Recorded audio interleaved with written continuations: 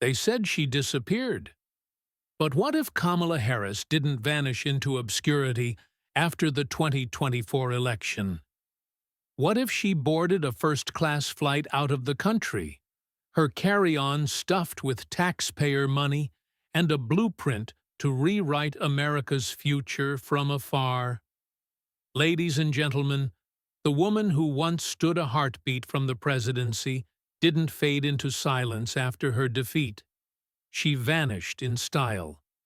Kamala Harris, self-proclaimed champion of equity and empowerment, slipped through the back door of democracy, her signature laugh echoing as she landed in Australia. At LAX, no one batted an eye. No selfies, no reporters, just a woman in a white blazer gliding through the terminal like a ghost. But that's not the story. The real story is what she carried with her, and who sent her.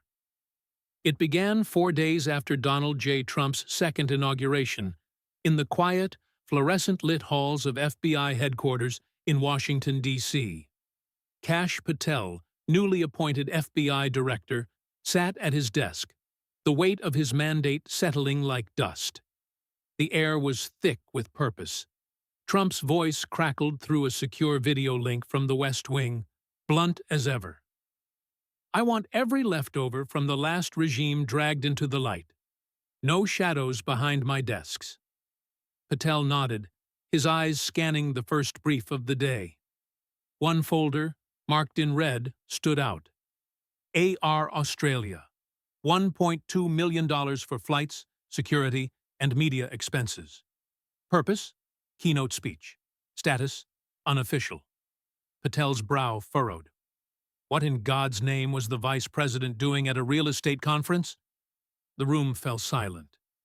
No one had an answer. Then the door swung open, and in walked Tucker Carlson, notepad in hand, blazer slung over his shoulder, his grin sharp enough to cut glass.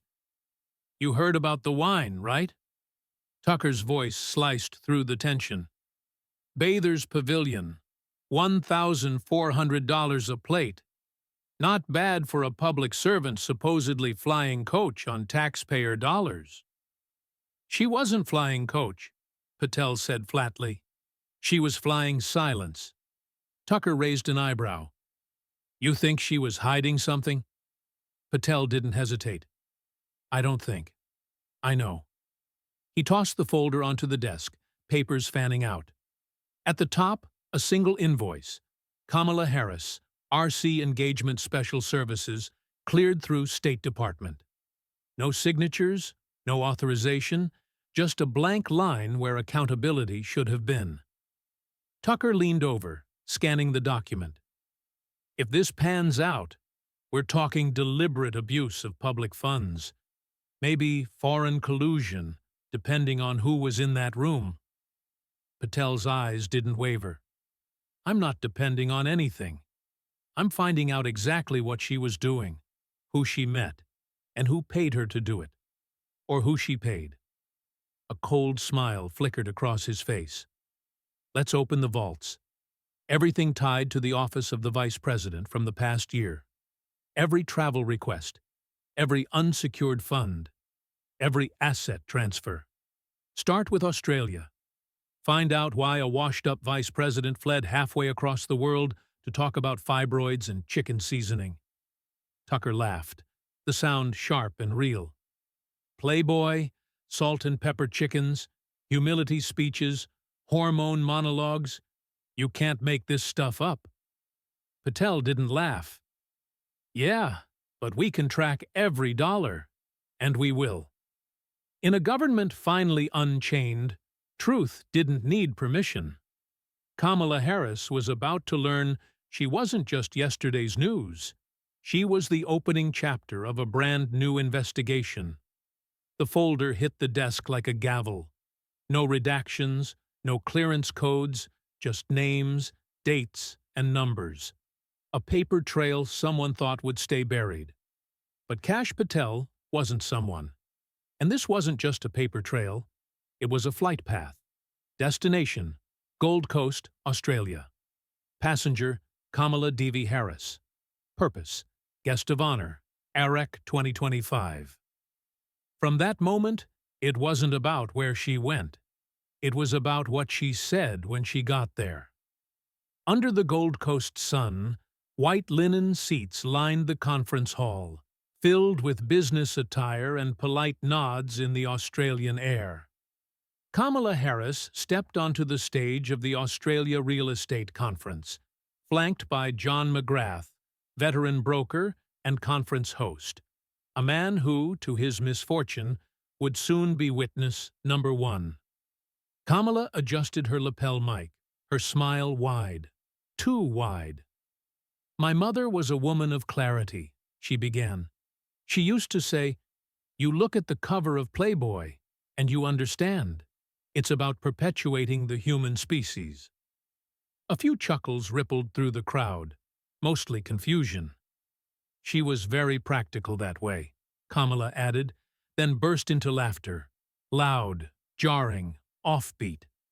Her eyes scanned the front row, lips parted mid-cackle. There was no applause line, just 4,000 real estate professionals trying to connect fibroids and reproductive health to 30-year mortgages. John McGrath shifted awkwardly. "A great lady," he muttered, glancing off stage for rescue. Desperate to pivot, he cleared his throat. "So, Madame Vice President, what does humility mean to you?" Kamala leaned in, her voice dropping to a conspiratorial whisper. "Oh, humility is it's like salt and pepper. You know, you rub it in, really rub it. That's what you do with the chicken, all over it, even in the cavity." Her laugh returned, wilder this time, a sound that seemed to ricochet off the walls. A man in the third row stood, his voice cutting through the silence. "Are you drunk, ma'am?" The room froze. Kamala didn't blink. She just kept laughing, not politely, not politically, but into the lights, as if she didn't hear him. Or worse, didn't care. Outside the venue, news cameras had nothing to chase. The day before, at Sydney Airport, Kamala had walked through the terminal flanked by security, unnoticed by travelers. No selfies, no reporters, not even a double take. One Australian correspondent tweeted, "Kamala Harris arrives in total silence and leaves behind even less."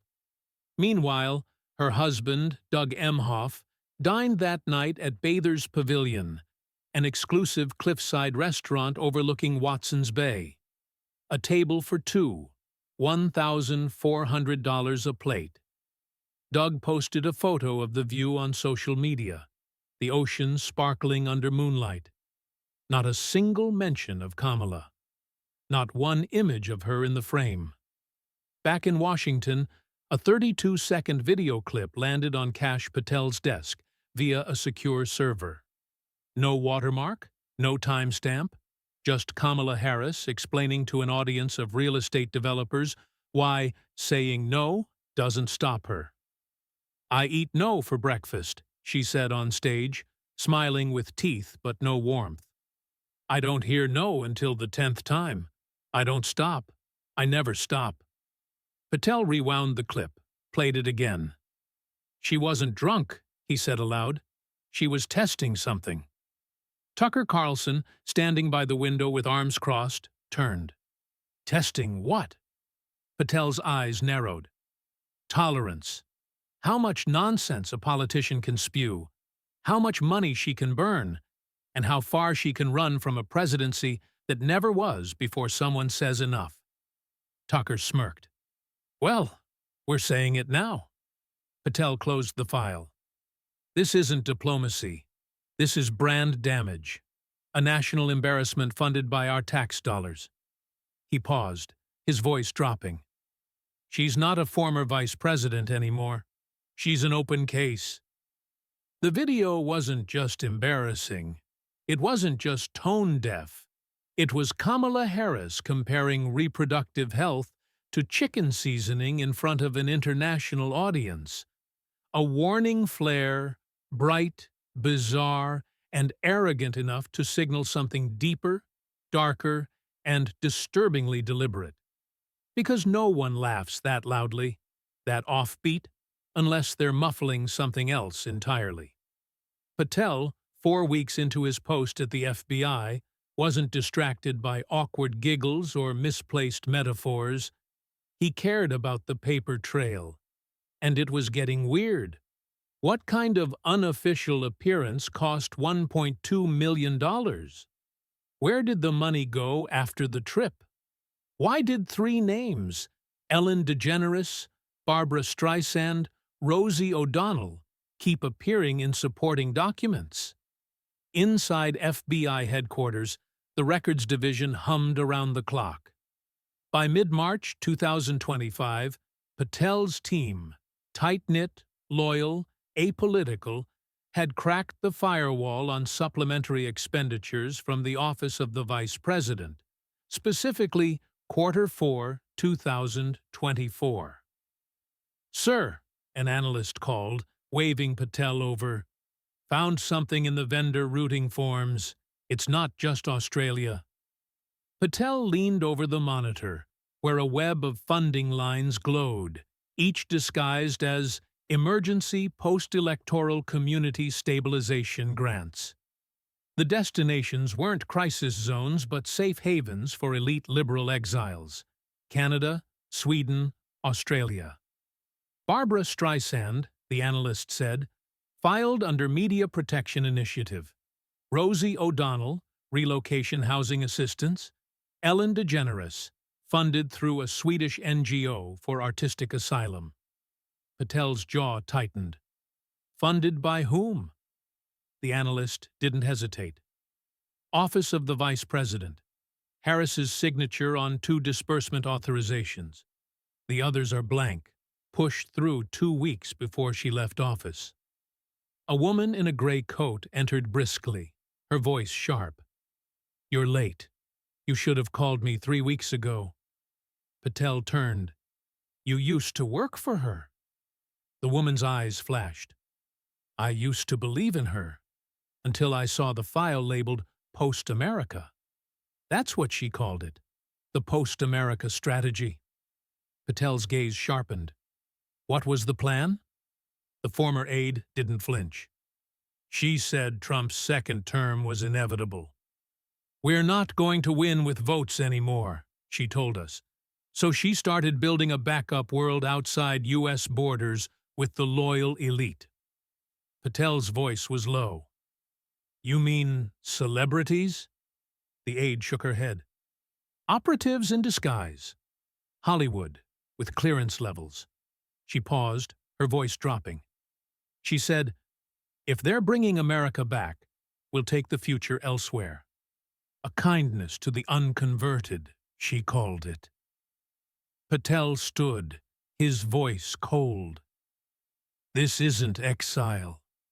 This is ideological secession." The room went silent. Everyone understood what had just happened. Kamala Harris hadn't fled America. She'd tried to franchise a replacement. One encrypted flash drive slipped from a panicked NGO intern into an FBI agent's coat pocket, pulsed through the Bureau's forensics lab like an open artery. What poured out wasn't just digital corruption, it was the collapse of a mask. Kamala Harris hadn't vanished. She'd evolved. She wasn't hiding from defeat. She was engineering its successor. And the world saw it live, unfiltered, on a stage in Melbourne at the Future Generations Forum. The forum was a spectacle. 172 students from 14 nations, pastel banners, a circular stage like a TED Talk altar. At its center, flanked by Greta Thunberg and World Economic Forum delegates, stood Kamala Harris, radiant in white, beaming like a priestess of a new doctrine. "Memory is programmable," she declared, her voice warm but unwavering. "Like our climate, like our borders, like our future. Gasps mixed with nods. No one moved. You think you're proud of your country because you were taught to be. But what if we taught something else? What if pride was chosen, not inherited? She held up an 11-page document, single-spaced. This is the Gen X Reset Protocol. It begins today. The screen behind her lit up with colors and animations. Kids clapped. One girl cheered. Kamala's voice didn't waver. We've partnered with global education platforms to update how children interact with history. We've used deep learning to strip toxic nationalism and inject compassion, inclusion, interdependence. She smiled wider. Imagine a history book without flags, a pledge without borders, a world without the myth of exceptionalism poisoning your view of others. A boy, no older than 16, raised his hand, his badge reading USA. Ma'am, do you mean we shouldn't be proud to be American? Kamala's eyes locked on his. You should be proud to be human. American identity is temporary. Compassion is eternal. She glided across the stage. We've spent decades raising generations on conquest, supremacy, independence. The future belongs to interdependence, obedience, adaptation. That's the Gen X reset. Applause came, polite but uncertain. Greta nodded quietly. Kamala pressed on. We've trained an AI voice model, my voice, to narrate learning modules for pre-K through 8th grade. Race, religion, borders are constructs. Gender is fluid. Hierarchy is fiction. Belonging is earned by global values, not birth. The cameras rolled. You are the lucky ones, she said, the first generation to grow up unpoisoned by patriotism. The American boy lowered his hand. A Danish girl glanced at her neighbor, uncertain. Kamala was unshaken. It's not about erasing memory, she added. It's about freeing it from myth. But backstage, the microphones caught what the cameras didn't. In a side room with Greta and 3 WEF strategists, Kamala's mask slipped. We don't need to beat them, she said softly. The Trump base is aging out. We just need to reprogram their grandchildren. A pause. Someone asked, and if they resist? Kamala didn't flinch. Then we isolate. If needed, we erase. The silence that followed wasn't technical. It was historical. As the recording leaked to the FBI, then to Tucker Carlson, and finally to the world, suspicion turned to shock, then rage. A trending storm erupted. Hashtag Kamala reprogramming Gen X. Hashtag save the kids. Elon Musk posted, if this is true, she didn't just lose an election. She tried to overwrite reality. Headlines screamed, former VP pushes post-national education coup. Kamala, architect of collective amnesia? But none matched her own words, delivered live in Melbourne.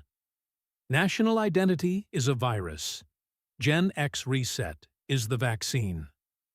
Back in Washington, Kash Patel stood outside Speaker Mike Johnson's office, folder in hand, his face unreadable. Inside, Johnson looked up from his desk. You're early. That means you've got nothing or everything. Patel placed the file down. Everything. Johnson scanned the first 3 pages, his eyes narrowing at Gen X Reset Protocol. By page 4, he exhaled sharply. This is real. Patel nodded. Verified footage, matched voice model, traced funding. It all leads back to her. He quoted the tape. If they resist, we isolate. If needed, we erase. Johnson closed the folder.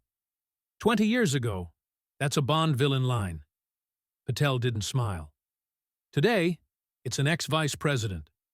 Johnson stood. I'll convene the committee. Full House oversight, emergency provision. Hearing on the 20th. Subpoenas for everyone involved. Patel met his gaze. This isn't politics. This is national identity on trial. Johnson nodded. No, this is reality on trial. At the Constitution Broadcast Center, Chairman Mike Johnson stood behind a mahogany podium, his voice deliberate. This hearing is now in session. We convene to examine matters of grave national importance concerning former Vice President Kamala Harris. He faced the 6 cameras. We're not here to relitigate an election. We're here to confront the rot that lingered after it. A murmur rippled through the chamber. Patel stood, arms crossed, calm. Tucker Carlson adjusted his tie, lips half-curved. Johnson lifted a folder labeled Gen X Protocol, declassified May 14, 2025. From unauthorized international expenditures to clandestine NGO transfers to ideological reprogramming targeting minors, this body will hear testimony that may constitute sedition.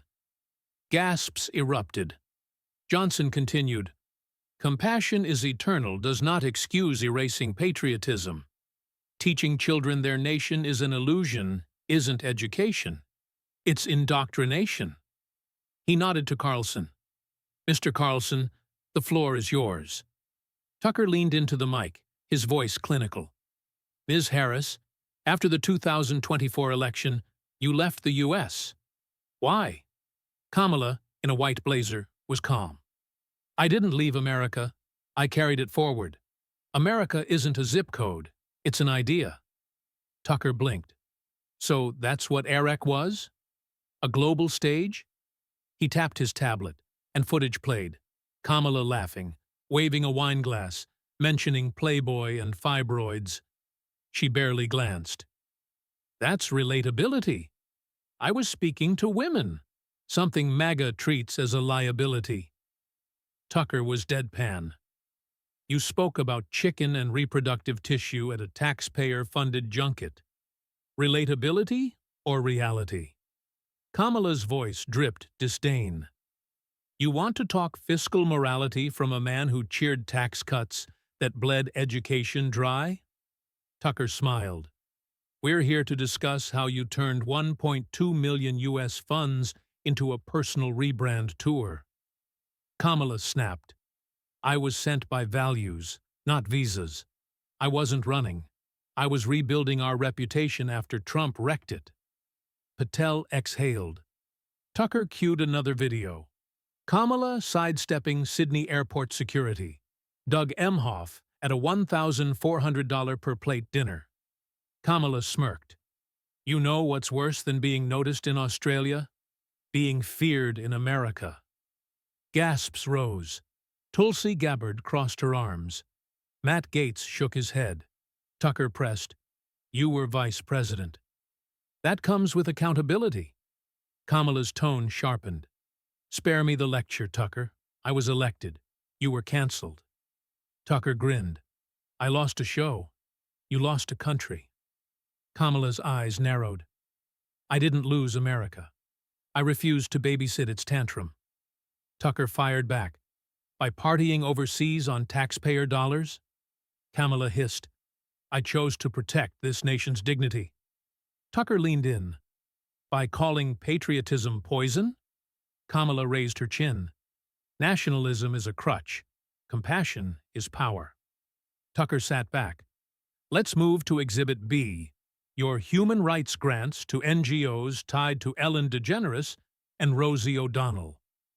Kamala arched an eyebrow. "You say that like it's a crime to believe in asylum." Tucker stared. "It's a problem when asylum becomes a vacation package for coastal elites who promised to leave if Trump won." Kamala's fist tightened. "I authorized escape from a country that forgot how to care." Tucker's voice was silk over steel. "Was that humility before or after you spent $1,500 at Bathurst Pavilion?" Kamala didn't blink. "Personal funds. If a financially independent woman makes you uncomfortable, that's your issue." Footage rolled. Kamala gliding past Sydney Airport, unrecognized. She crossed her legs. "I wasn't chasing cameras. I was doing post office diplomacy. Something you wouldn't recognize unless it came with a gold-plated golf cart. Patel stepped forward, his voice low. Post office diplomacy? That's what you call slipping through customs without U.S. protocols and hosting dinners with exiled media elites on taxpayer-insured security? Kamala's eyes narrowed. You call it slipping. I call it surviving. Patel didn't flinch.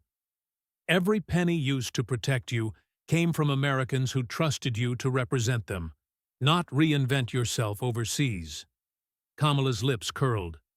Trust is a funny word from a man who served a president with 91 felony charges. Patel's voice was steady. And yet I'm testifying while you're explaining why no one recognized the vice president in another country? Tucker cut in. This isn't about optics. It's about operations, budget, intent. Kamala's voice was steely. My intent was to keep America from becoming a warning label for democracy. Patel held up a red folder. Records show a $2.7 million wire transfer from your office to entities in Canada, France, Australia, marked as emergency humanitarian expenditure. Kamala's half-smile was tight. The world was on fire. I ensured safe havens for civil rights workers. Patel stepped closer. And Ellen DeGeneres, Barbara Streisand, Rosie O'Donnell? Are they freedom fighters or friends you funneled funds to? Kamala sat straighter. They were targeted by MAGA rage. I did what any leader with a conscience would. Patel didn't wait. You bought them second passports. You used taxpayer dollars for ideological exile. Kamala leaned forward. I won't apologize for protecting people from a regime that traffics in fear. Tucker murmured, She doesn't see borders, but she saw bankrolling numbers. Patel held up a housing contract. This matches a $340,000 payment from your office. The occupant? A former MSNBC producer who called for mass defections if Trump won. Kamala's voice cracked at the edge. I authorized logistics for personnel who feared for their safety. Patel zeroed in. You orchestrated an evacuation for an ideological elite while the country was told to move on. Kamala's fury slipped through. Post-America is what Trump made it. I refuse to watch it abandon people. Patel leaned over the desk. You didn't watch. You fled and tried to take the narrative with you. Tucker turned to the camera. Let's revisit Melbourne. The screen showed Kamala, arms outstretched. Nations are temporary. Children must be raised beyond flags. Tucker paused the clip. Did you erase the idea of America in front of children? Kamala spoke clearly.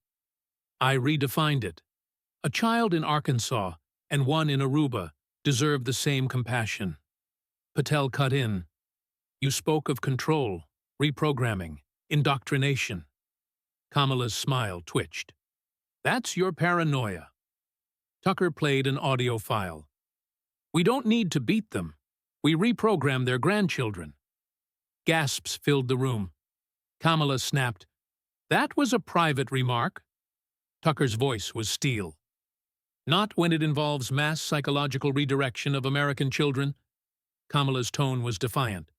I said what I said because someone had to. Nationalism is outdated. Borders are scars. Patel stood. You erase, rewrite, replace. Kamala met his eyes. If necessary, yes. Speaker Johnson rose. By the authority of this Congress, based on evidence from the FBI director, we initiate criminal prosecution against former Vice President Kamala Harris, suspend all post-tenure federal privileges, and recommend the State Department freeze assets linked to the Gen X protocol. Kamala's hands trembled slightly. Her voice cracked. I only wanted to protect what comes next. Patel didn't blink. You almost erased everything that came before. Outside, MAGA supporters roared, flags waving. Inside, silence lingered like a scar. Kamala Harris's name was scrubbed from the House record, not by censorship, but by her own words. American identity is temporary. And with that, America chose not to forget.